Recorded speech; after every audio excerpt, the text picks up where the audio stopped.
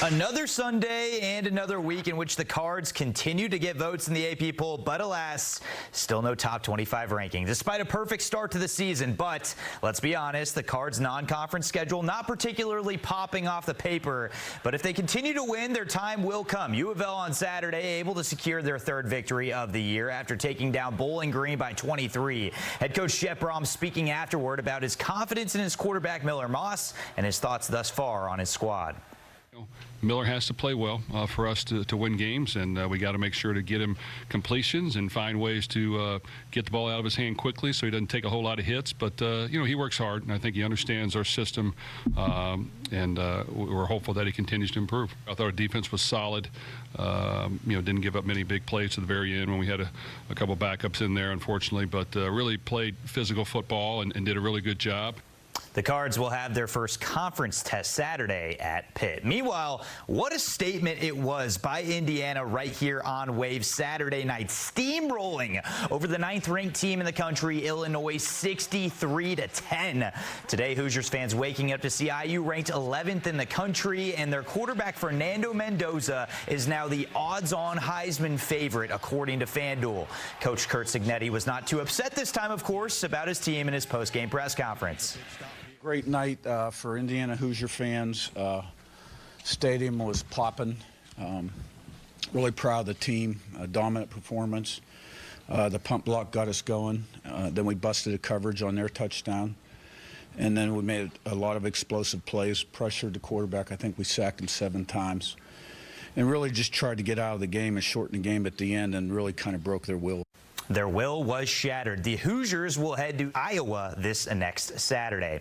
Meanwhile, Week 3 NFL action taking place Sunday afternoon. The Bengals, led by Jake Browning at quarterback against the Vikings. First quarter, Carson Wentz airs it out to Josh Oliver. 12-yard touchdown. It's 7-0 Vikings. Jake Browning trying to get something going on offense, but he's rolling out, can't find anybody, and then he's under pressure. This ball is tipped and picked off by Isaiah Rodgers, who takes it back 87 yards the other way for the pick six. Rodgers would score another touchdown on a scoop and score. This one was very ugly. The Vikings rolled the Bengals 48-10. Meanwhile, the Colts taking on the Titans in Nashville. First quarter action. Cam Ward is picked off, seen perfectly by Kenny Moore the second. 32-yard touchdown, 7-0 Colts. Third quarter, it's 20-6 Colts. Daniel Jones, something has come out of him here. This is a dart. Finds Michael Pittman Jr. for a 20-yard strike. Jonathan Taylor had 3 touchdowns in this one. The Colts roll over the Titans. They win it 41-20. They are 3-0 on the season. Well, we've completed the 5th week of the high school football season already. KCD's Parker Rudolph, our Week 4 Player of the Week. So, with that being said, we go to our Week 5 Player of the Week nominees, starting with Jack Bradley of Bethlehem. Threw for 242 yards and 2 touchdowns. Also had 67 yards rushing and 2 TDs in a 52-42 victory over Garrard County. As for Colin Daniels of North Oldham, he threw for 244 yards passing and 3 touchdowns in a 48-6 win over Seneca. Zane Johnson has returned to this board from Trinity, 226 yards passing and 3 touchdowns in a 46-0 victory over Mail. So has Sebastian Robertson of Floyd Central. He rushed for 253 yards and 3 touchdowns in a 34-12 victory over Jeffersonville. And finally, Jordan Watkins, welcome to the board out of Moore. He had 258 yards rushing and 3 touchdowns in a 49-28 victory over Doss. The polls are now open, and we will reveal the winner on our Touchdown Friday night show.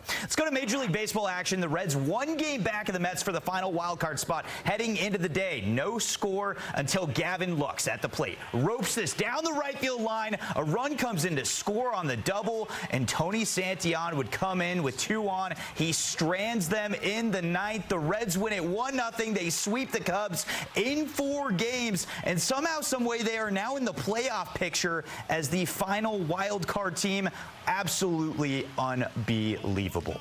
Well, with it being the final game of the regular season for the Bats, I made a deal, only it was with the opposition. I told my former high school teammate Jared Oliva of the Nashville Sounds, if he hit a home run, I'd put him on TV. Well, in the second inning, Oliva at the plate, he hits this. It looks like it's going to fall, but there is Levi Jordan, full extension, and Jordan Jordan had a historic game. He would play all 9 positions in this thing. 8th inning, it's Jordan on the hill. He gets the force out on the ground out. What a day for him. But I am a man of my word. Top of the 9th inning, Yang on the hill, and guess who? It's J-Rod. Goes deep. He gets the last laugh. He goes 3 for 5. The Sounds hit 4 home runs, including this one, and they win the season finale 11-4. And with the Bats season coming to an end, I had to close it out the right way with one more dugout interview, this time with Ryan Vilade.